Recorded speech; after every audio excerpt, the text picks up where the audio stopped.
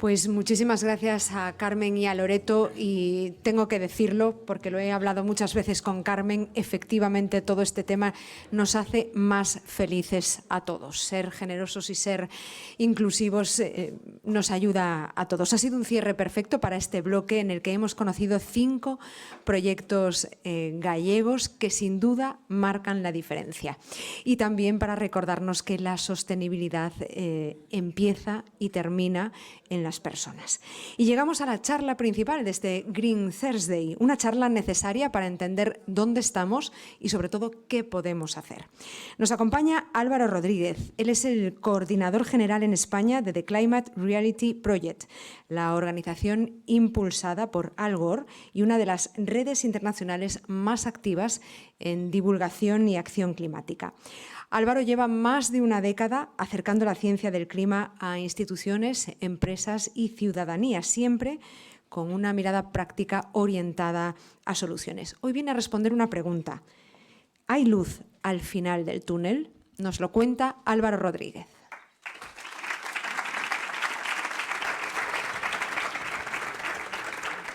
Bueno, la verdad que la pregunta, ¿hay luz al final del túnel? Voy a intentar responderla al final. Desde luego, lo que habéis planteado hoy de todas las iniciativas que se están haciendo da mucha esperanza, porque se están haciendo muchas cosas. Lo que pasa es que antes de empezar por hablar de si hay o no luz al final del túnel, me gustaría empezar por el principio, y es por cómo estamos. Y quiero empezar por algo que para mí tiene mucha significación, y es, me han dicho que la primera vez que apriete discretamente, luego apriete una segunda vez discretamente, y si tengo que apretar más veces discretamente,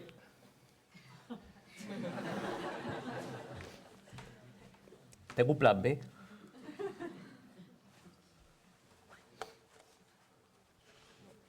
Tengo un plan B de verdad, tengo yo mi propio pasador de diapositivas, si os vale. Sí. ¿Sí? Toma. ¿Ahora? Bien, perfecto. No, pero es la pila. ¿Es la pila? La pila de años que tengo yo ya. Pues acaso, tienes el pendrive aquí, ¿vale? Se quita aquí. Esta imagen es una imagen que para mí tiene mucha importancia. Déjame que os cuente la pequeña historia de esto. La habéis visto, es la Blue Marble, pero esta foto se hizo en 1972 y la hizo la Apolo 17, la última misión que fue a la Luna, aterrizó y volvió. Después no hemos vuelto a pisar la Luna. Esa es la parte que la gente conoce del Apolo 17, pero para mí esta foto es una foto que tiene mucha significación porque es una foto de todos nosotros, todos los que habían nacido en 1972, con lo cual hay muchos que no, claro. Es una foto de toda la humanidad, bueno, menos de 3 personas, que eran los 3 que iban en la nave, que esos no salen en la foto. Pero esta foto me sirve porque tiene una característica, y es, si os dais cuenta, está completamente la Tierra iluminada. Es decir, en el momento en que hicieron la foto, la aproximación de la nave a la Tierra se dio en un momento en el que el Sol estaba a la espalda de la nave y, por lo tanto, toda la Tierra estaba iluminada y vemos el círculo completo. Esta es una imagen que probablemente es una de las que más se ha repetido en la historia, pero yo la voy a utilizar para una cosa, para que nos fijemos en el agua en sus 3 colores, en el blanco del hielo o de las nubes y en el azul del agua en estado líquido. Porque de eso es de lo que quiero hablaros hoy. Os quiero hablar del agua. Y os quiero hablar de las ideas preconcebidas que muchas veces tenemos. Ha funcionado. Las ideas preconcebidas que muchas veces tenemos y que hace que si, por ejemplo, hace, yo qué sé, 150 años o 120, un chaval en un instituto, viendo un mapa del mundo, le hubiera preguntado al profesor, oiga, ¿por qué Sudamérica y África parece que encajan como 2 piezas de puzzle? ¿No será que estaban juntas? Y lo más normal es que el profesor hubiera echado de clase al chaval por gamberro, porque todo el mundo sabía hace 150 años que los continentes no se movían. Hoy sabemos que el hecho de que parezca que coinciden Sudamérica y África no es una casualidad, es que hubo una vez que estuvieron unidas. Y esto me trae una frase de Mark Twain que dice que tenemos que comprar pilas. ¿Verdad? ¿Vale? ¿Vale? ¿Sí? Ahora, que lo que nos trae verdaderamente problemas no es lo que no sabemos, sino lo que queremos saber con certeza y realmente es falso. Si lo pensamos tanto en la vida como en las experiencias profesionales, cuando algo no lo sabemos vamos con mucho cuidado, vamos con mucho tiento. Pero cuando algo estamos muy seguros, vamos de cabeza. Y como nos equivoquemos, metemos la pata hasta el fondo. Y una de las cosas en las que estamos todos muy seguros y muy convencidos, vamos a tener que comprar pilas, porque creo que, bueno, puedo ir apagando y encendiendo, pero no sé si es el... ¿Vamos a mi pendrive? ¿Vale? Luego ya entramos en dinámica. Si vuelve a fallar, lo cambiamos. Vale. Es el hecho de cómo los seres humanos estamos afectando al planeta Tierra. Básicamente partimos de una verdad bastante obvia. La Tierra es un planeta enorme, gigante, y los seres humanos somos pequeñitos. Unos más pequeñitos que otros, pero en general somos pequeñitos. Y por lo tanto parecería obvio pensar que algo tan pequeño no puede afectar a algo tan grande, con lo cual esa gente que dice, no, el ser humano no está afectando al planeta Tierra, no tenemos esa capacidad, parte de ese tipo de ideas que podrían parecer lógicas, pero que no lo son. Primero por una razón, porque aunque seamos pequeñitos, somos 8.000 millones de pequeñitos. Y 8.000 millones es mucha gente. Todos queriendo ir de vacaciones, moviéndose, comiendo, consumiendo. Y luego además es que la Tierra es muy grande, pero no estamos afectando a la Tierra. Estamos afectando a una capa muy pequeña de la Tierra. Realmente estamos afectando a la atmósfera más cercana a nosotros. Entonces, esa afectación en ese entorno tan pequeño sí que está teniendo mucha relevancia. Pero ojo, esta pequeña capa de la atmósfera, que en un principio podríamos pensar que no es importante, es fundamental. Sin ella la vida en la Tierra sería imposible. Déjame que esto lo conocéis ya, pero lo paso muy rápido. Estáis saboteando, no os caigo bien, decid la verdad. Porque no soy gallego, lo confieso, soy de Puebla, de Sanabria, pero somos casi gallegos, o sea, de verdad que los de Puebla estamos ahí al lado. Si las pulpeiras van allí, o sea, esto... Entonces, básicamente, la Tierra funciona como un sistema, digamos, complejo que recibe los rayos del Sol diariamente. Los rayos del Sol no tienen ningún problema en atravesar la capa de la atmósfera, vienen con mucha potencia de entrada, pero salen rebotados en forma de rayos infrarrojos. Y ahí es donde cambia, los rayos infrarrojos tienen mucha menos fuerza. Entonces, algunos de esos rayos infrarrojos sí se quedan atrapados, porque esa atmósfera, que no ha sido capaz de pararlos a la entrada, sí los para a la salida. Y hace que toda esta zona intermedia de la atmósfera se mantenga a una temperatura que son 15 grados, básicamente para que nos hagamos una idea. La Tierra está a 15 grados de temperatura media, día, noche, hemisferio norte, hemisferio sur, ¿vale? Invierno, verano. La temperatura de la media son 15 grados. Vamos a comparar qué pasa, por ejemplo, con otros planetas del sistema solar que tienen mucha menos atmósfera, como por ejemplo Marte, a donde por cierto hay algunos que quieren ir, parece ser por alguna razón, pero Marte es un planeta muy frío, es un planeta prácticamente helado. ¿Por qué? Porque no tiene casi atmósfera y casi toda la radiación solar que recibe la pierde, con lo cual se enfría. En cambio, por ejemplo, hay otro planeta en el sistema solar, como es Venus, que tiene una atmósfera brutal. Cualquier rayo de sol que entra dentro de Venus se queda atrapado por ese efecto invernadero y ya no sale. Claro, Venus es un infierno, a más de 450 grados de temperatura. Si el mismo chaval que antes dijo lo de África y Sudamérica mirase esto, diría, hombre, a ver, yo he visto Barrio Sésamo, cerca, lejos. Esto está más cerca del Sol, aquello está más lejos del Sol. Y sería una de esas verdades obvias que parecen obvias pero no son ciertas. ¿Por qué?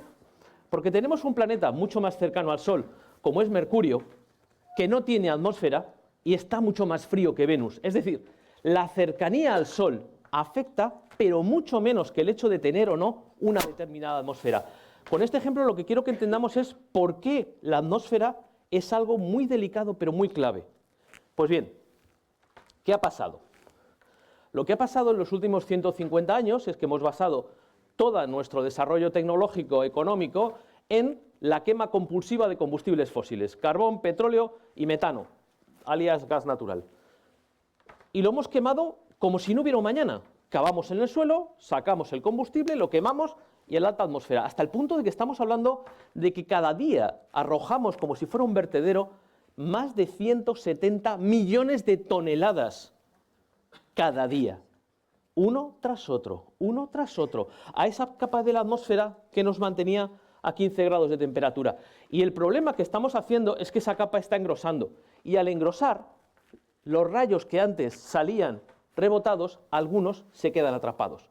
Y esto es lo que está haciendo que aumente la temperatura. Lo que acabo de contar básicamente es cómo el efecto invernadero de origen humano hace que aumenten las temperaturas, que es lo que está pasando en este momento. Ese es el hecho al que nos estamos enfrentando y que yo siempre lo sé, es una verdad muy incómoda.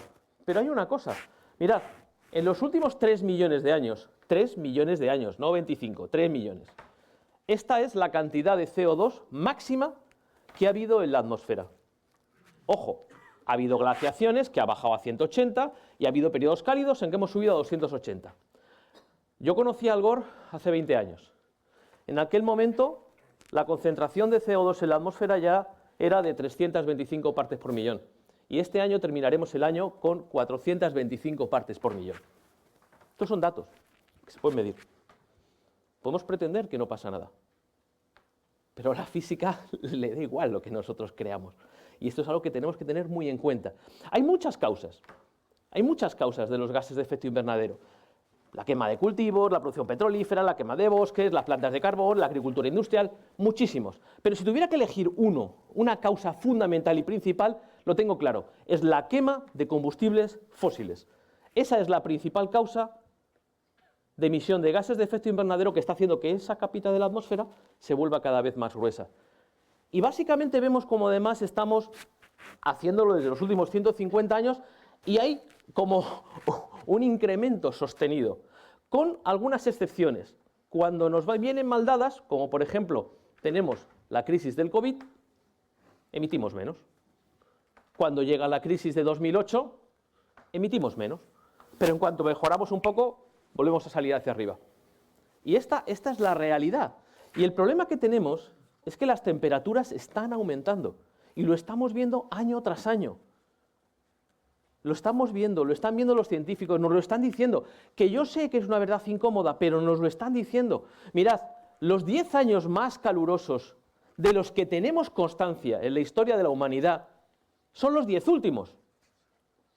Y esta diapositiva la cambio cada año.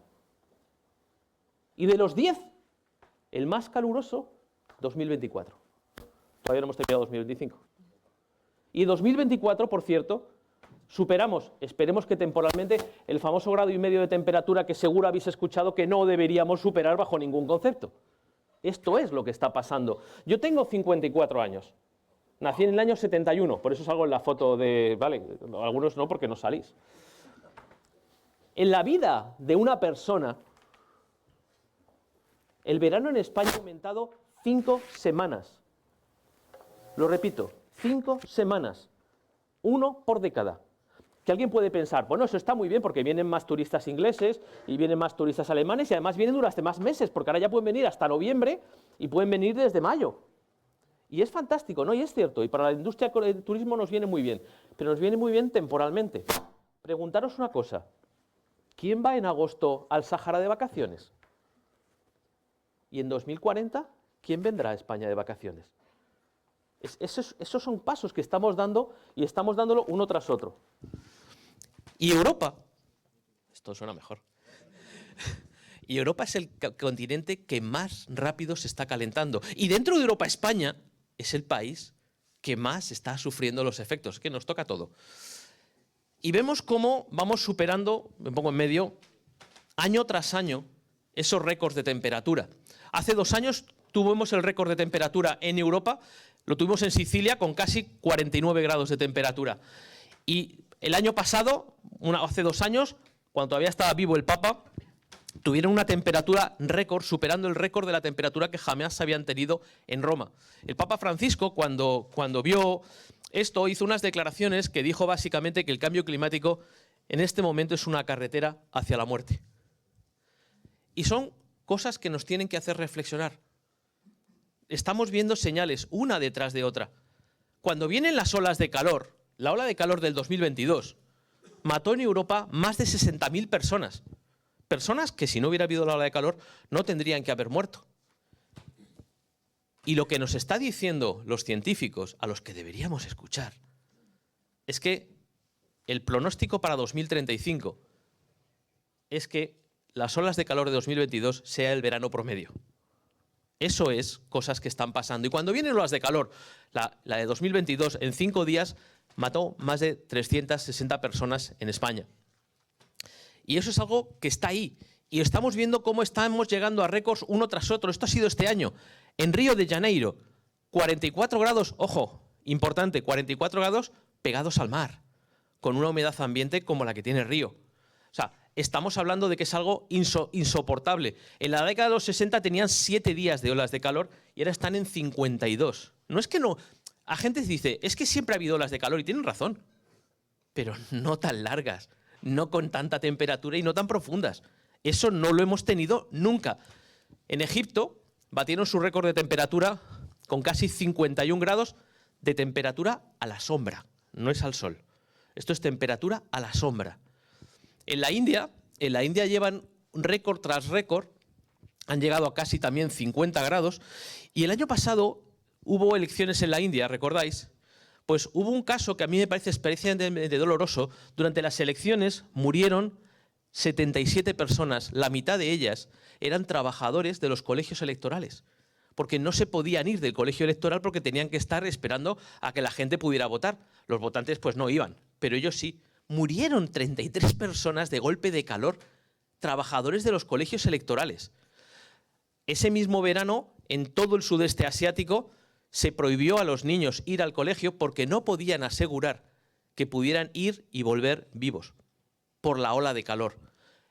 Y eso va pasando uno tras otro. Mirad, el récord de temperatura de China hace 2 años es de 52 grados. Yo creo que cuando hablamos de los 40 grados a la sombra de Sevilla, pensemos que 52 grados no es solo un poco más, es muchísimo más. Es una absoluta barbaridad.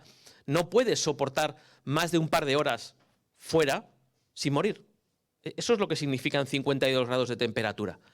Lo que está haciendo China, pues es crear refugios bajo tierra para que la gente se refugie cuando llegan esas olas de calor. No creo que sea la solución, pero es lo que están haciendo. Y estamos teniendo muchas más afecciones. Por ejemplo, una de las cosas que tiene sobre la parte ferroviaria es que están construidas para una temperatura dada, pero las nuevas olas de temperatura son mucho más altas. Entonces se les deforman las vías, y eso evidentemente es un peligro absoluto para el tráfico. No obstante, los seres humanos siempre hemos sido muy industriosos. Aquí hemos tenido casos de innovación, de cómo se puede mejorar, y lo que están haciendo los alemanes es pintar las vías de blanco para que cuando vengan esas olas de calor pues no se les deformen tanto. Pero esto no deja de ser poner parches. No sé, realmente lo que tenemos que darnos cuenta, y esto es algo que debería preocuparnos, es que lo que nos están diciendo los científicos es que en unos pocos décadas va a haber muchas zonas de la Tierra que van a ser inhabitables. Inhabitables es que no puedes vivir fuera, que no puedes salir fuera. Ahora mismo lo que tenemos en el mundo son unas pocas zonas que consideramos inhabitables y que mal que bien todos entendemos cuáles son. Es decir, si a alguien le digo que la mitad del Sáhara pues, es una zona que consideraríamos inhabitable, pues sí es algo que asumimos. Lo que no sé si asumimos es que cuando nuestros hijos tengan 50, 60 años, las zonas inhabitables del planeta puedan ser estas. Esto es el pronóstico para 2070 con la situación actual. Ojo, esto incluye gran parte de la Amazonía, todo el centro de África, gran parte de la India y el sudeste asiático. Es el lugar donde viven 2.000 millones de personas. Esto es lo que tenemos encima de la mesa. Yo puedo no contároslo, pero toda esa gente va a tener que irse a otro lado. Obviamente van a migrar. Vamos a tener no decenas, no cientos, vamos a tener miles de millones de migrantes climáticos. Y se va a producir, salvo que actuemos rápido. Y además está afectando sobre todo a los más débiles, sobre todo a los más necesitados. Esto está ocurriendo en el sudeste asiático, pero hay una frase, el Papa Francisco hizo una encíclica que, independientemente de que seáis o no creyentes, os la recomiendo, la Laudato Si, la Carta de la Tierra, es la primera encíclica que hizo el Papa Francisco y es un tratado de ciencia climática. Es básicamente cómo el ser humano debería comportarse con la Tierra. Y lo que dice es que los efectos más graves de la crisis climática la van a sufrir principalmente los más pobres. Y yo añado, y lo generamos los más ricos, porque aquí nos repartimos todos igual. Y es importante empezar a mirarse al espejo, me incluyo.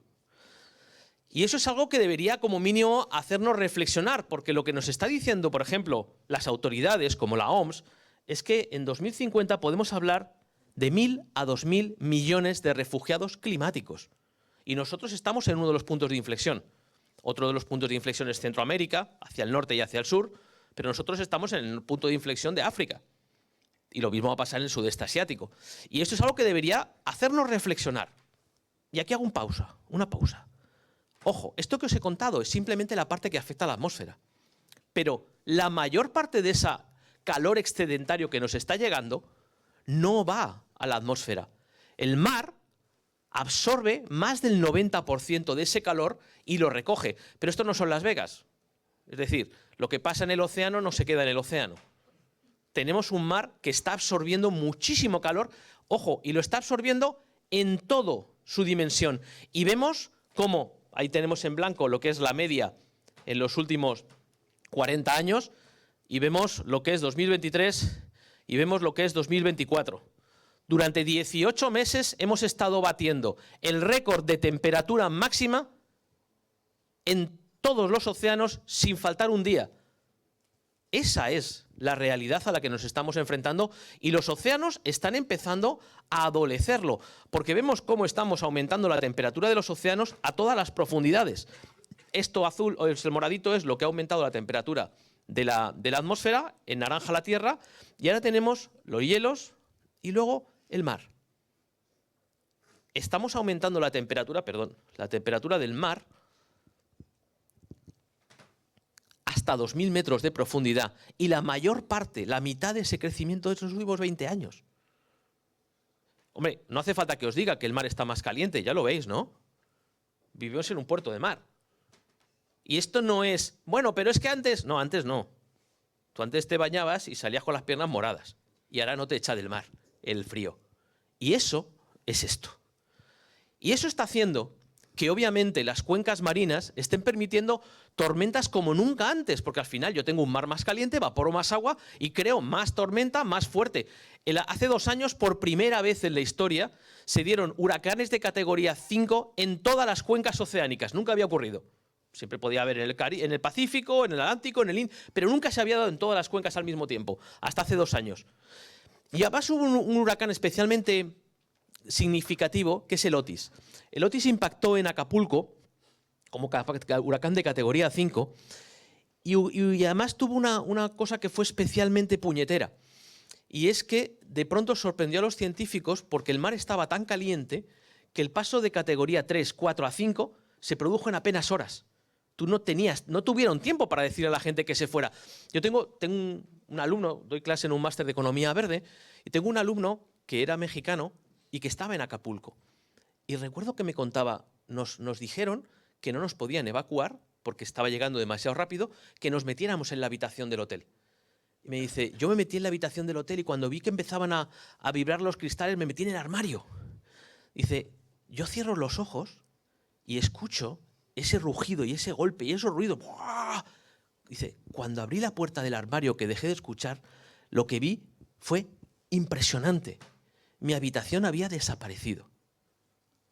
Esto te lo cuentan y te lo cuentan alguien que te está mirando a los ojos y dices, no nos lo estamos creyendo, no somos conscientes realmente de lo que estamos viendo. El huracán Otis ha sido la tormenta más cara jamás registrada en México. Y ahora una segunda tormenta que quería contaros. El ETA, hace 4 años, impactó en todo lo que fue Centroamérica. Fue una tormenta, no fue un huracán de categoría 5, pero impactó en Honduras, en Nicaragua, en Guatemala, en una de las zonas más devaporadas, más pobres de Centroamérica. Fue una tormenta bastante importante. Lo malo del ETA es que 15 días después vino el Iota, otro huracán impactando el mismo lugar 15 días después. Es decir, no ha sobrevivido al primer huracán, un segundo huracán.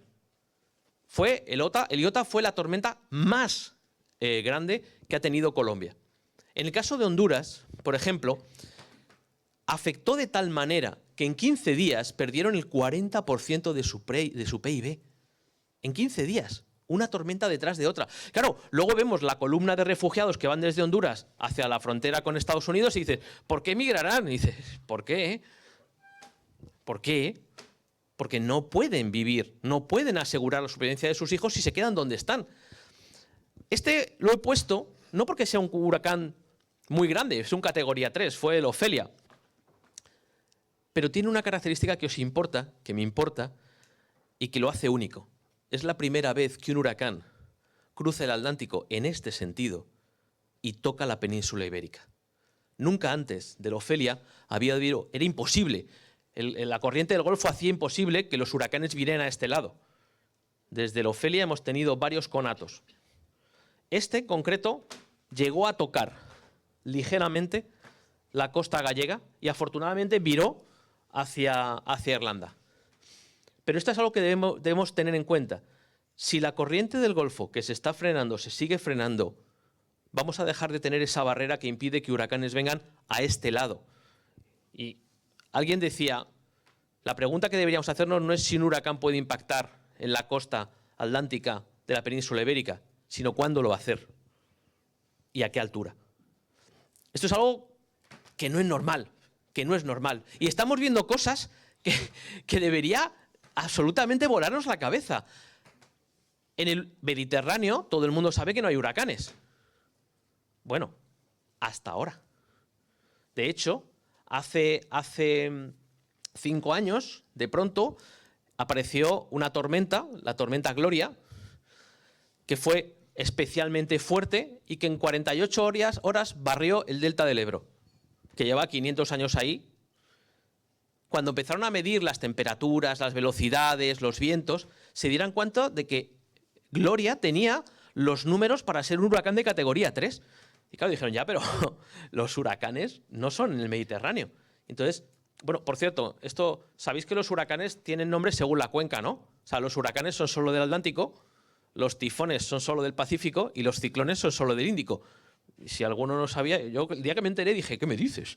Vale, entonces, ¿qué pasa? Si hay un huracán en el Mediterráneo, pues no le puedes llamar huracán, porque está en el Mediterráneo, no en el Atlántico. Entonces, bueno, a ver, los científicos son científicos, pero no son buenos en marketing. Entonces, a alguien se le ocurrió que Medicane podía ser un nombre bueno para un huracán en el Mediterráneo. Entonces, desde Gloria hemos tenido 7 Medicanes, ¿vale? Tenemos 1 o 2 cada año. ¿Por qué? Porque tenemos un mar Mediterráneo que está batiendo los récords de temperatura cada año. Hace 2 años tuvimos un récord de temperatura enorme en la zona de Libia y llegó el huracán Daniel. Teníamos casi 6 grados por encima de la temperatura media. El huracán Daniel, del cual muchos no habréis oído hablar, mató 12.000 personas en Libia. Como eran libios, pues tampoco nos hemos enterado mucho, pero mató 12.000 personas en Libia, en la zona de Derna, básicamente porque arrasó Derna a la entrada y luego, una vez que la arrasó a la entrada, desbordó las presas que tenían encima, rompió las presas y desbordó a la salida. Es decir, que mató a la entrada y mató a la salida. Y realmente fue absolutamente demoledor y es la tormenta más grande jamás registrada en África y la más dañina. Esto fue hace 2 años. Hace 1 año, el verano pasado, este verano no el anterior, por primera vez en la historia, el Mediterráneo a la altura entre Baleares y Levante superó los 30 grados de temperatura. Jamás había superado los 30 grados de temperatura. Y mucha gente empezó a decir, la temperatura del Mediterráneo está excesivamente alta. Es lo mismo que le pasó a Libia el año anterior. Y vemos cómo eso empieza a suponer muchas cosas. Y llegamos, esta es la temperatura media del mar Mediterráneo, entre el 82 y el 2011, esto es lo que hizo 2023 y esto es 2024 hasta llegar al 29 de octubre de 2024, en el cual estamos batiendo récords de temperatura. Esto es temperatura media del Mediterráneo. En la zona concreta de Levante estábamos por encima de esa temperatura. Y lo que pasa básicamente es que se genera un río atmosférico en el cual el Mediterráneo va evaporando todo ese calor excedentario que tiene y lo va arrojando como si hicieras una especie de vasos comunicantes. Vas cogiendo del agua del Mediterráneo y la vas echando, pues básicamente, encima de toda la zona cercana a Valencia. Estamos hablando de más de 500 litros por metro cuadrado. 500 litros por metro cuadrado en menos de 12 horas. Es una absoluta barbaridad. Es una absoluta barbaridad. Jamás se han superado los récords de pluviometría en varios órdenes de magnitud. Las consecuencias las conocéis. Luego está que si se gestiona, pero yo voy al origen, ¿por qué se producen este tipo de fenómenos? Y otra pregunta más importante, si se van a seguir generando este tipo de fenómenos, que es algo que debería preocuparnos. Ahora se ha quedado impactado el mando. Esto pasó aquí, pero las conocéis las imágenes. Hay un punto que me parece importante cuando hablamos, porque estamos ahora mismo en la misma situación. En la Dana habréis oído que lo que se creó es unas altas presiones muy frías, un frente frío que venía del polo, parecido al que acaba de entrar la semana pasada en España, que viene también del polo. Hay una cosa que es importante y que me gustaría explicaros. En el polo están ocurriendo muchas cosas. El polo norte ahora mismo está sufriendo un calentamiento como nunca en su historia. El polo norte es navegable desde hace 10 años. Jamás lo fue. En 3 millones de años el ser humano no ha conocido el polo navegable. Y llevamos haciendo que sea navegable y que tú puedas ir desde Noruega hasta Japón por el norte, y ya tenemos varias líneas de barcos con contenedores de esos gigantes que se dedican a ir por el norte en vez de pagarle a los panameños, que es mucho más barato, y se ahorran una pasta. Alguna ventaja tenía que tener. Pero eso es algo que deberíamos preocuparnos porque básicamente si el polo se calienta, se nos va el equilibrio de la Tierra. La Tierra funciona básicamente como un elemento que va moviendo calor desde el Ecuador hacia el Polo Norte. Y eso es lo que establece todo lo que son las corrientes oceánicas, que sabéis que funcionan para ese reparto de temperatura. También, por cierto, es lo que hace que aquí en Galicia no tengamos el mismo clima que el sur de Canadá, ni los mismos inviernos, cuando tenemos la misma latitud. Eso es una cosa importante. Nueva York y Madrid tienen la misma latitud, pero no tienen el mismo clima, sobre todo en invierno. Y eso es gracias a toda esa circulación. ¿Cuál es el problema que estamos teniendo? A medida que vamos calentando el Ártico, primero, un espejo que refleja el 90% de la radiación solar va desapareciendo, dejando un mar más bien oscuro que atrapa el 70% de la radiación solar. Con lo cual, lo que era un foco caliente, frío se convierte en un foco caliente. Y eso cambia absolutamente toda esa disciplina. Y cada grado de temperatura que aumente la Tierra se multiplica por 4 en la zona del Polo Norte. Eso es lo que está pasando. Y está haciendo, entre otras cosas, que ya no sepamos muy bien qué es lo que va a pasar con las corrientes oceánicas. Y luego lo que la corriente de chorro, que sabéis, la famosa corriente del Golfo, que es la corriente de chorro, vale, bueno, lo voy a, en un gráfico creo que se ve mucho mejor. La corriente de chorro que gira alrededor del Polo Norte y es la que va distribuyendo, por eso las tormentas aquí siempre vienen del Atlántico, nunca vienen de tierra adentro. Básicamente, al volverse más caliente el Polo Norte, se está empezando a frenar y a hacerte mucho más ondulante. Es decir, hay olas de frío mucho más al sur y olas de calor mucho más al norte, que es exactamente lo que nos está pasando en este momento, que de pronto se nos mete una de esas olas de frío polar que baja hasta la península ibérica y puedes tener este tipo de fenómenos de frío polar en latitudes que no deberían ser. Por ejemplo, lo que ocurrió con Filomena hace 4 años en España.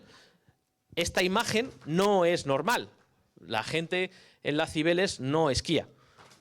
Pero tuvimos no solo la nieve, sobre todo tuvimos una semana después que la máxima temperatura fueron 0 grados durante una semana entera. Esa es la ola de frío polar. Para que veáis un poco que muchas veces, ¿y esto el cambio climático aquí qué me toca? Sí, me tocan muchas cosas. Lo que pasa es que quizá nunca te han unido los puntos para que entendieras que todo estaba conectado. Hay una cosa que tenemos que ser conscientes y es, todo esto que estamos hablando es el ciclo hidrológico que estamos afectando gravemente. Lo estamos afectando en la medida de que se evapora mucha más agua. Cuando llueve, llueve mucha más agua. Y cuando retorna, retorna mucho más agua. Todo ese ciclo es lo que cambia completamente las condiciones y lo que deberíamos tener en cuenta. Y ahora mismo tenemos mucha más agua en evaporación circulando por los océanos del planeta. Y vamos a ver a las tormentas hacerse mucho más grandes. Vamos a ver cosas como nunca habíamos visto. Esto es en Phoenix, las cámaras de tráfico, y vemos como ¡boom! El agua cae. Los que trabajáis en arquitectura, tú puedes construir una ciudad y lo que haces es, te vas a la pluviometría histórica y dices, vale, cuando venga esta lluvia se canalizará así, así, pero si la lluvia que viene se ha multiplicado por 5 lo que había, tu infraestructura es incapaz de gestionarlo y eso es parte del problema que estamos teniendo. Y vemos cómo las lluvias extremas se están multiplicando en todo el mundo. No sé si recordáis lo que pasó en Llorén hace unos años, que básicamente aquí fue una bomba de lluvia que se llama, que es cuando llueve concentrado en un solo punto. A lo mejor a 10 kilómetros no está lloviendo, pero aquí caen 300 litros por metro cuadrado de golpe en 20 minutos. Pilló justo a la hora del colegio, cuando salían los niños del colegio, y de esos 13 muertos, 3 o 4 fueron niños que volvían a su casa del colegio. Y que fue absolutamente imposible ni avisarlos ni nada. Y ese tipo de cosas las estamos normalizando y no deberíamos. Hace 3 años... No sé si recordáis una lluvia brutal que hubo en Alemania, que hubo un río que se llevó medio pueblo. Y yo recuerdo una señora llorando en la televisión, muy alemana ella, que decía, estas cosas no pasan en Alemania. Y tenía razón. Normalmente estas cosas siempre le pasan a los pobres. Pero es que ahora estamos entrando, como decía Winston Churchill, en una época de consecuencias. Ya no solo le pasa a los pobres, le pasa también a los ricos. Esto es el tifón Hagibis, que ha sido uno de los más caros de Japón, y básicamente lo que ha hecho con la estación central del tren bala en Nagano. Las pérdidas son brutales, hablamos de 17.000 millones de dólares. Esto es en Durban, en Sudáfrica. Y esta es una imagen que la recuerdo porque esta es de 2015, esto es una de las series de lluvias que hubo en Gran Bretaña. Yo tardé unos segundos en darme cuenta que la señora del PAF está limpiando el cristal, pero al otro lado lo que tienes es una inundación que le está llegando a la altura del pecho. Que dices, eso se llama sangre fría. Alguien puede hacer un chiste y decir, puede pasar lo que pueda pasar, que siempre habrá una jarra de cerveza preparada para ti en Inglaterra, en la ciudad de York. Pero este tipo de cosas no son normales, ni podemos ni debemos normalizarlas. Y hay una cosa importante, igual que ese mayor calor provoca mayor evaporación del agua del mar, también provoca mayor evaporación del agua que está en la tierra y, por lo tanto, el mismo efecto, el mismo fenómeno provoca sequía. Provoca una sequía mucho mayor. Y eso está ocurriendo en todas partes. Al mismo tiempo que tenemos mayores inundaciones, tenemos mayores sequías. Y lo estamos viendo en Francia, en Italia, lo estamos viendo en España. La sequía que hubo el año pasado en Cataluña, si la recordáis, es una de las que provocó restricciones y es una de las que ha sido más costosas para España. O sea, a España le costó 7.500 millones, hasta ese momento fue la tragedia más cara para España hasta que llegó la Dana de Valencia, ¿vale? Esto evidentemente. Pero estas cosas es así y está pasando en muchos lugares de África en el que tienen que elegir entre dar de comer a las personas o mantener la vida salvaje. Por ejemplo, en Namibia están planteándose si matar elefantes, cebras, hipopótamos para dar de comer a la población. Porque si no hay lluvia, no pueden sobrevivir. Y luego hay una cosa que es importante, tenemos que darnos cuenta de que África está viviendo una de las sequías más grandes que jamás han tenido y eso nos va a afectar antes o después. Otra zona que está sufriendo sequía brutalmente es el Amazonas. El Amazonas, toda la cuenca amazónica, se está realmente convirtiendo paulatinamente en una sabana. Paulatinamente está dejando de ser una selva tropical. Eso lo estamos viendo en varias de las cuencas. Evidentemente la deforestación y los incendios ayudan, pero el ciclo del agua está cambiando. Esto es Río Negro y esto, por ejemplo, es el departamento del Amazonas de Colombia, donde realmente ha disminuido un 90% el cauce. Esto está pasando en todas partes y esto debería preocuparnos. Si llegamos a esos 2 grados de temperatura que nos dicen los científicos que por favor, que no lleguemos y que hagamos todo lo posible para que no ocurra, estamos hablando de que podemos perder uno de los pulmones del planeta y entrar en un ciclo de desertificación que dejemos de controlar. Que esto es importante. Si llegamos a ciertos grados de desequilibrio, ya es la propia planeta el que empieza a hacer un desequilibrio mucho más automatizado. Entonces, ahora mismo tenemos ya un 40% de la población de la Tierra con escasez de agua, pero eso va a ir aumentando. Y hay un segundo tema que aquí conocéis muy bien. Cuando hay más temperatura y más sequía, los incendios se disparan. Y eso es algo que está ocurriendo en todo el planeta. Vemos cómo año tras año se está haciendo cada vez más importante. Esto es este año en California. Esto tiene un poquito de sonido. Si le queréis poner un poquito de sonido, hace crepita y hace cositas el fuego. Básicamente está ocurriendo, California es una de las zonas que más está sufriendo en los últimos años todo este tipo de fenómenos. En Japón este año han tenido también una ola de incendios forestales como nunca y lo que vemos es que se está duplicando, está aumentando de manera absolutamente considerable y vemos cómo la zona del sur de Europa está especialmente afectada. Ojo, en 2023, y yo lo tenía como algo, Dios mío, se quemaron 500.000 de hectáreas en Europa en incendios. Este año hemos tenido, como sabéis, más de 400.000 hectáreas solamente en España. Y eso es algo que realmente debería preocuparnos y preocuparnos de verdad. A ver, Nick.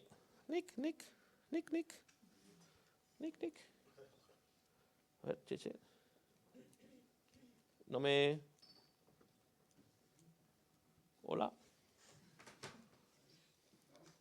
¿Le doy? Sí, yo le doy, pero pasa de mí, vamos, que... Vale. Vale. El año pasado esto es Santiago de Compostela y este año conocéis lo que ha pasado porque coincide con una ola de calor, coincide con una falta de pluviometría y evidentemente luego tenemos todo el problema de la dinámica de los incendios provocados, etcétera, etcétera. Piensa, cuando cambian las circunstancias a las que nos estamos enfrentando, cambian completamente las consecuencias.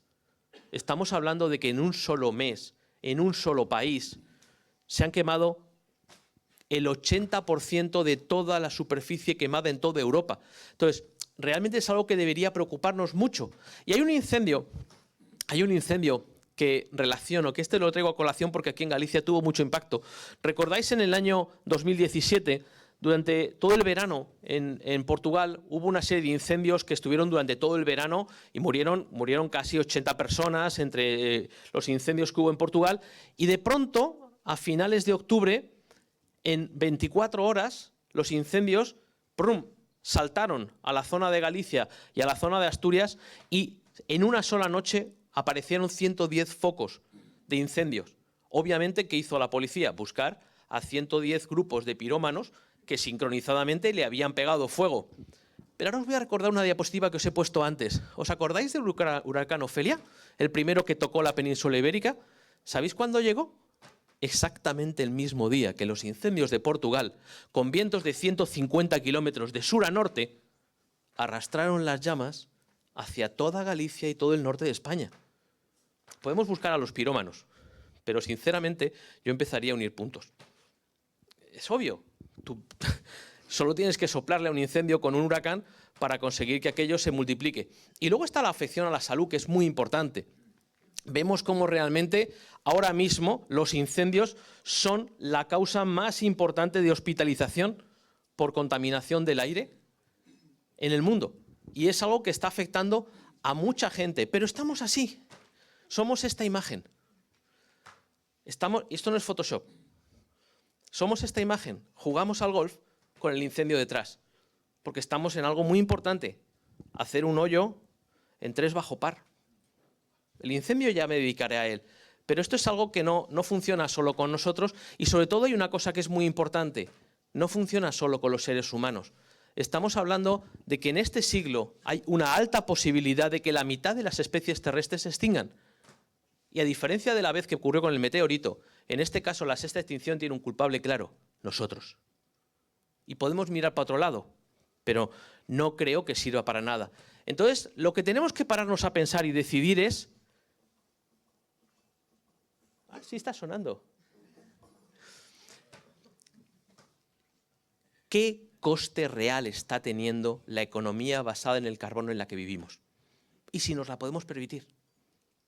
Y si el hecho de que nos la permitamos va a poner o no en peligro que nuestros hijos e hijas puedan vivir en un planeta habitable. Y es algo que deberíamos asumir. Esta es la principal amenaza para la economía mundial. Y entonces, la pregunta, y ahora voy a ir muy rápido a la última parte, pero es que si no, la conferencia diciendo una luz al final del túnel, dice, bueno, pues debía ser un tren que venía de frente, porque claro, hasta ahora lo que nos han dado es ganas de salir ahí y tirarnos directamente al mar. Y así somos menos a hacer el problema, pero no, hay buenas noticias, ¿vale? Lo que nos están diciendo la economía, lo que nos está diciendo la Agencia de la Energía, es que tenemos las herramientas en la mano y las tenemos todas. Tenemos que pararnos a pensar, tenemos que usarlas, pero el mundo ha cambiado y está cambiando muy rápido y podemos aprovecharlo y limitarlo. Mirad, en 2015 el 20% de la energía eléctrica de este país la producía el carbón. en 2015, hace 10 años, y hace 5 meses se ha cerrado la última central térmica de carbón. España ya no usa el carbón. Ojo, digo España, realmente es algo a lo que se han sumado la mayor parte de los países occidentales.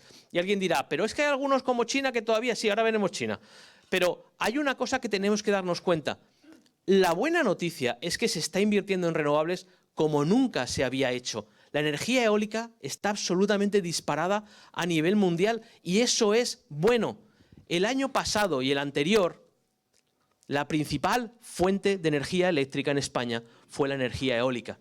Y esperad un par de años que será la solar y la segunda la eólica. Es decir, sí que está habiendo un cambio y sí que las cosas están ocurriendo de manera muy rápida, superando al resto de energías. El año pasado se puso el primer aerogenerador offshore en la costa del País Vasco. España es un mal país para poner offshore, ¿vale? Porque nuestra costa, como sabéis, hace así y luego ya hace así, con lo cual no es tan sencillo como otras costas que hay en el mundo. Para aquí es mucho más lógico el que está dentro de la tierra.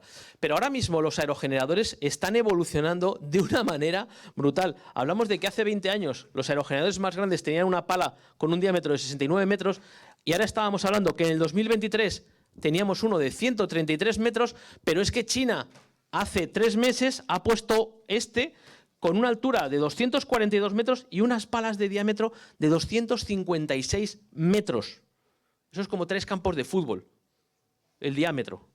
Ojo, 20 megavatios, un solo aerogenerador, con capacidad para dar electricidad a una ciudad de 100.000 habitantes. Eso está ocurriendo y eso es bueno que ocurra. Y eso está ocurriendo en muchas partes. La parte de la energía solar es absolutamente alucinante, es mucho más rápida, porque además están dándose una serie de circunstancias que son muy importantes. La velocidad en la que se están haciendo las cosas. Hace 20 años, para montar básicamente un gigavatio, tardábamos un año. Ahora mismo se pone un gigavatio cada 15 horas a nivel mundial. Y eso es absolutamente fundamental. A Bloomberg le pidieron en el año 2002 que hiciera una previsión de cuánto iban a ser la energía que se iba a producir en el año 2010. Y después de hacer muchos estudios, y supongo que cobrando bien por ello, dijo, pues en 2010 yo calculo que habrá 1 gigavatio de energía solar en el mundo. ¿Sabéis cuánto hubo en 2010? No hubo 1 gigavatio, hubo 17 gigavatios. Y actualmente estamos por encima de los 445 y el año pasado de los 500.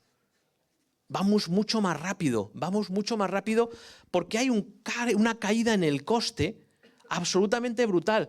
Si en el año 76 una celda más o menos de ese tamaño, capaz de producir 1 vatio, costaba $80, esa misma celda hoy cuesta 9 céntimos. Ahora mismo ha habido un absoluto abaratamiento del coste y eso además permite, con la innovación, cosas como que, por ejemplo, en Pompeya se estén restaurando techos romanos y utilizándolo, esas tejas que veis son tejas solares, pero imitan absolutamente la teja originaria romana y permiten ese tipo de cuestiones. Y luego hay una cosa que yo creo que deberíamos hacernos mirar. Esto es el potencial fotovoltaico de Europa. Que vivimos en esta cosa de color rojo. O sea, tenemos una capacidad para convertirnos en el Golfo Pérsico del siglo XXI, en el Golfo Pérsico verde del siglo XXI, brutal. Y eso es algo que es fundamental. Hay alguien que decía, si Dios hubiera querido que tuviéramos energía limpia, infinita, habría colgado un reactor nuclear en el cielo. Lo habría hecho. Es que de hecho lo hizo. Tenemos un reactor de fusión nuclear en el techo y solo tenemos que aprovecharlo. Y lo podemos hacer porque además nos va la vida en ello. Esto es lo que ha hecho la energía solar en los últimos 20 años. Realmente es absolutamente milagroso cómo ha impulsado en todo el mundo. Vamos justo ahora 45 minutos. Me vais a dar 5 minutos más. Vale. Yo, si el señor que me ha dicho así, entonces voy a hacer así.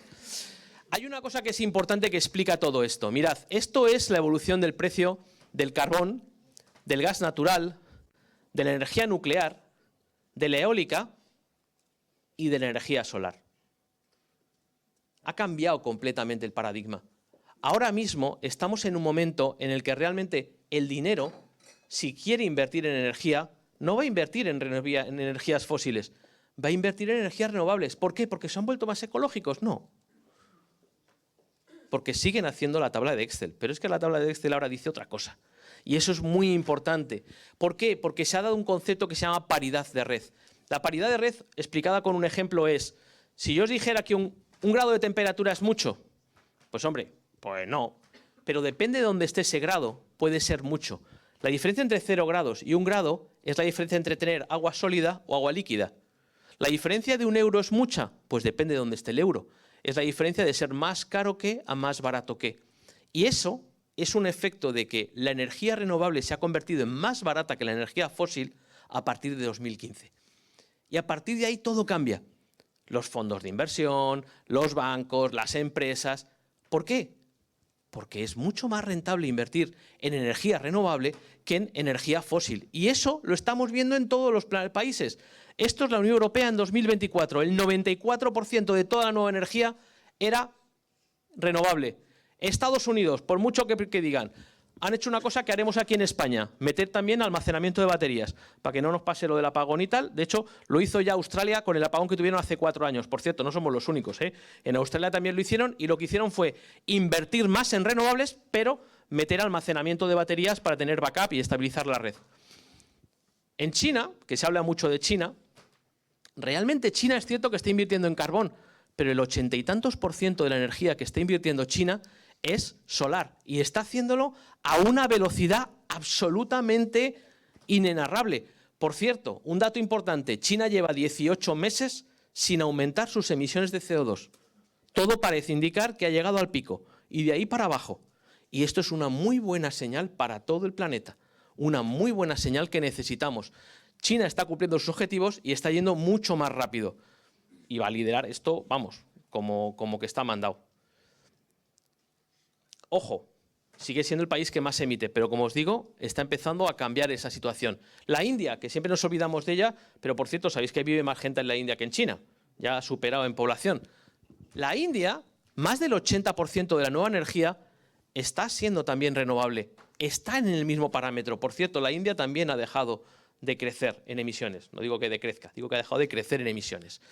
Entonces, la India está haciendo una apuesta y lo que vemos, lo que está preparando para 2030 es un impulso de la energía renovable brutal, lo cual también permite llegar a sitios donde no llegaba, que gente que no tenía energía tenga energía limpia y pase de no tener energía a tener energía renovable. Y eso es absolutamente fundamental. En el mundo, en 2024, el año pasado, el 93% de la nueva capacidad era energía renovable. Esto es imparable. Esto es importante que lo tengamos claro. Este es el camino que necesitamos, porque además hay una cosa que hace que es fundamental. Permite que la gente que no tenía acceso a la energía pase de golpe a tener acceso a la energía verde. Y esto es fundamental, y fundamental para todo. Esto es Mongolia, que es lo mismo. Y este es un ejemplo, este en mi casa, yo os voy a contar, este en mi casa, ¿vale? Yo estaba muy orgulloso en el año 2019, justo coincidiendo con la COP, además se lo dije a Teresa Rivera, que le dije, mira, he puesto placas solares y tal y cual, me miró un poco con cara de aquella manera, pero yo puse, y ¿sabéis? Me equivoqué, puse estas placas solares y me equivoqué porque me cabían más placas solares, me cabían aquí y aquí, y puse todavía más, y estoy encantado, porque toda la energía que me sobra la consumen mis vecinos. ¿Me pagan por ello? No. Pero es que no todo lo tengo que hacer porque me paguen por ello. Yo ya he amortizado las placas, ¿eh? Las placas se amortizan solas. Y el que no tenga placas solares, por favor, coger la tabla de Excel y volver a hacerlo. Con el precio que tiene actual, si no tienes placas solares, estás perdiendo dinero, directamente. Con lo cual, como no me queda otra cosa, ¿qué me estoy dedicando ahora? A liar a los vecinos. Y lo último que les he dicho es, mira, no, en todas las zonas comunes vamos a meter también placas solares. ¿Y sabéis cómo les he convencido? Porque lo amortizamos en 3 años, perdón. Lo amortizamos en 3 años. Ya está. Además, reducimos emisiones, que eso me importa a mí. Pero al que no le importa eso, como yo os digo, el del quinto derecha, esto se amortiza en 3 años. Ya está. Eso es lo más importante. Y con eso solucionaríamos una parte muy importante, que es la quema de combustibles fósiles para producción de energía. Pero nos queda algo pendiente. El problema de la movilidad.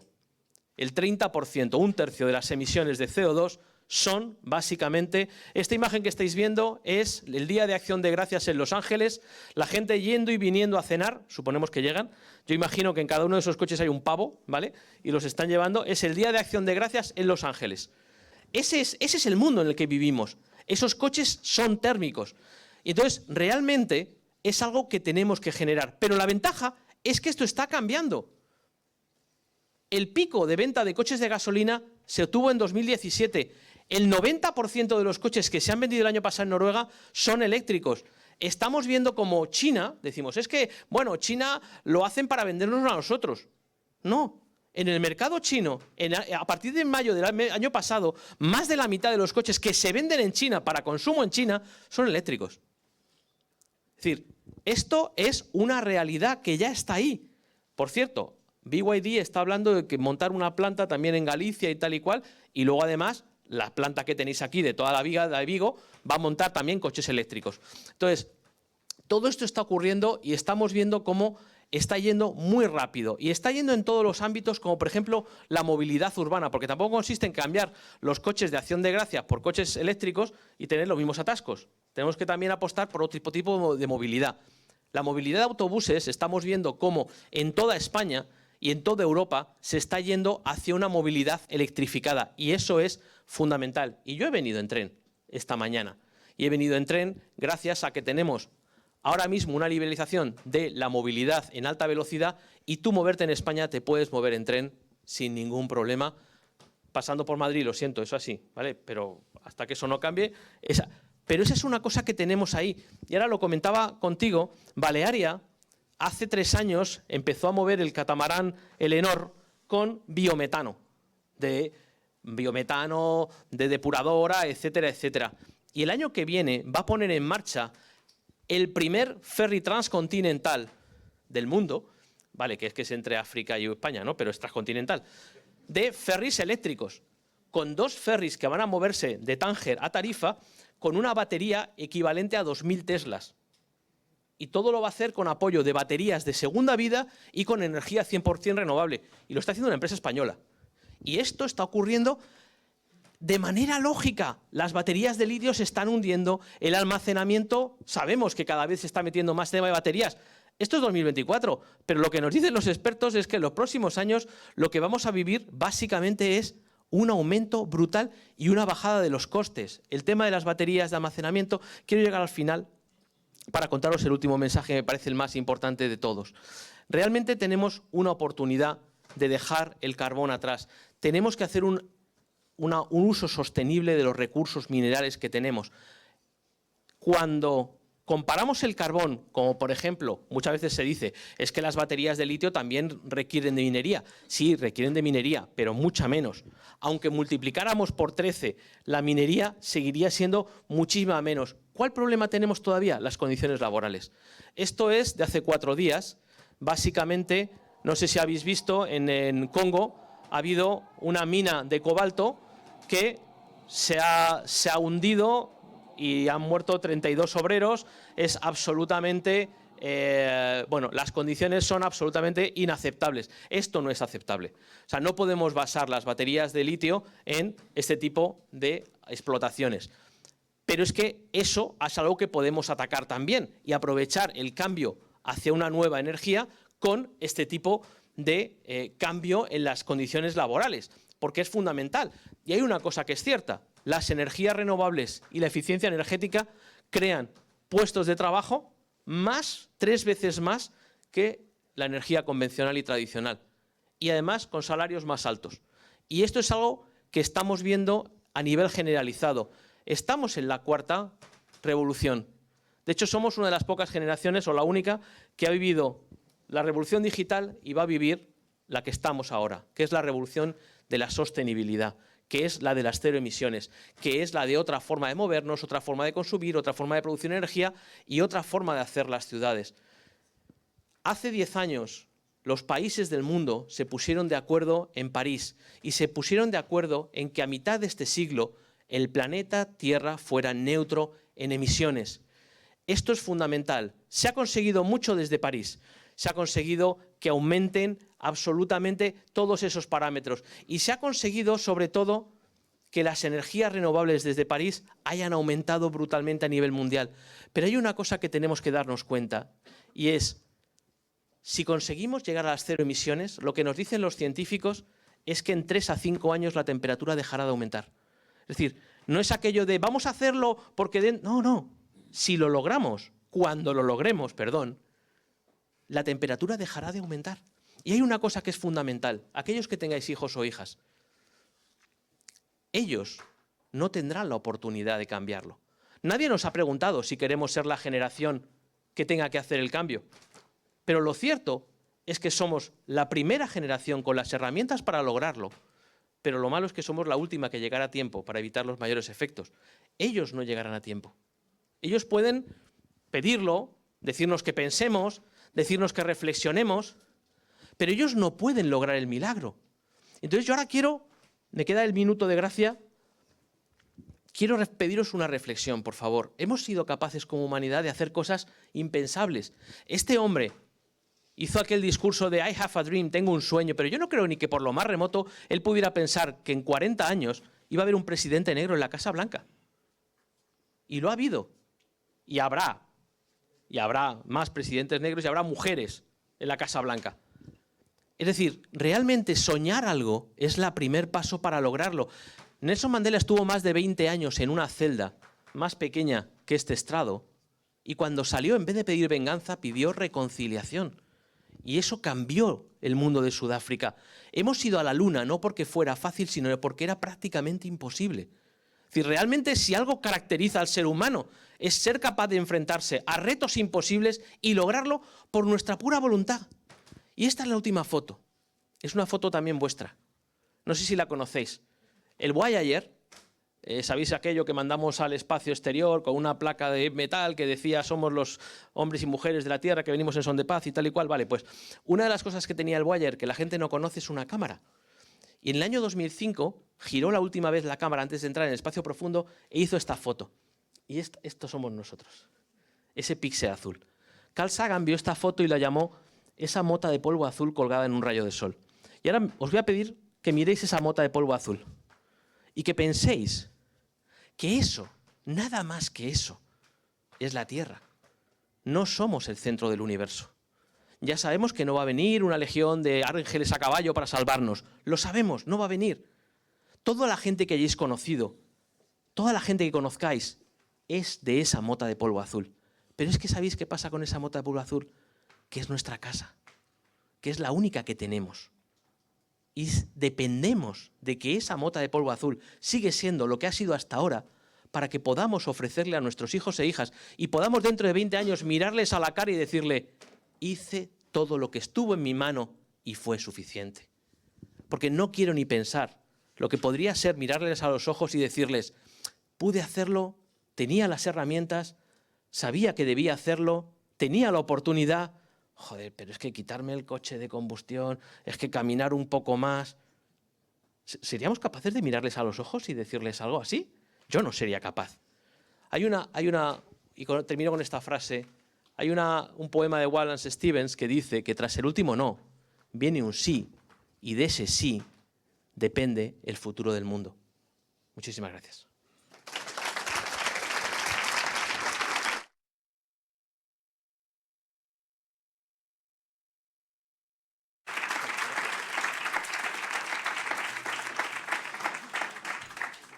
Pues muchas gracias, Álvaro. Sin duda, una charla que nos va a hacer reflexionar. Con él ponemos el punto y final a esta edición del Green Thursday de 15.000, recordando, como decíamos al principio, que Galicia marca la diferencia con estos proyectos que hemos conocido, que sin duda son capaces de impulsar sostenibilidad real e impacto positivo. Muchísimas gracias a los que han hecho posible este evento, muchísimas gracias a todos ustedes por venir, a pesar de la tarde complicada que teníamos. Vamos a pasar ahora al cóctel para seguir charlando de todas las dudas que nos hayan quedado, que seguro que muchas, y ganas de aprender y de saber más cosas de estos proyectos tan interesantes. Nos vemos en el siguiente Green Thursdays. Buenas noches.